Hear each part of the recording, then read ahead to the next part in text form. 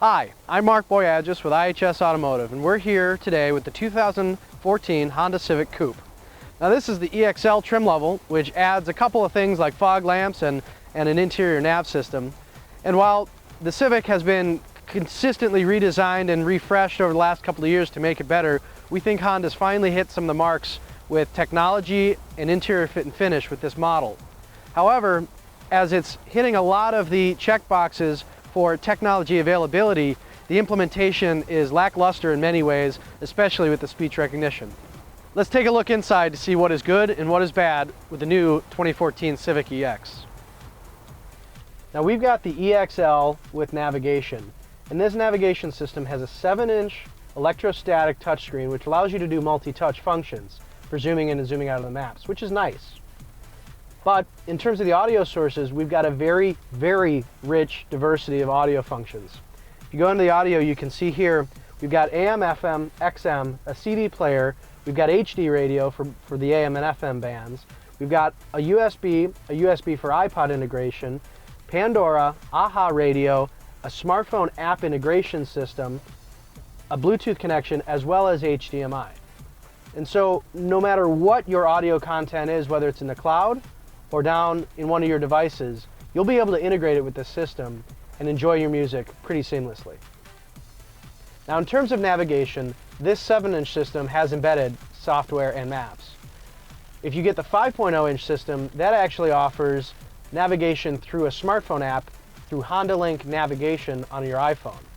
With that, you have a $60 application you have to buy one time, and then this $99 cable contraption which plugs into a USB and HDMI cable port in the center console. We kind of like that idea, and we were really interested in testing out that iPhone app, but for this system we got the 7-inch system which has the embedded maps. Now in terms of functionality, it's kind of standard fare for Honda capabilities. You get a lot of the traditional maps and search functionality, yet we had some problems finding some of the POIs, and the speech recognition was a little slow at times. Now in terms of phone integration, it's also pretty standard fare, integrating your Bluetooth cellular phone for telephone calls and your contacts. This system goes a little bit above some of the other systems on the market today, and it brings in SMS and email messages, assuming your phone's compatible. Now in terms of human-machine interface, the Civic has a lot going for it. We really have a nice touchscreen here, which allows for a lot of different functionality. The steering wheel controls we felt were very intuitive and well designed, easy to use without even looking at them. And then up in the cluster, in the user's line of sight as you're driving, is the IMID or informational display. And that actually offers a lot of redundant information for phone, audio, and even navigation when you're routing.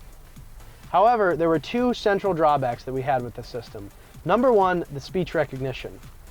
It's designed so that you can do things in a very slow manner.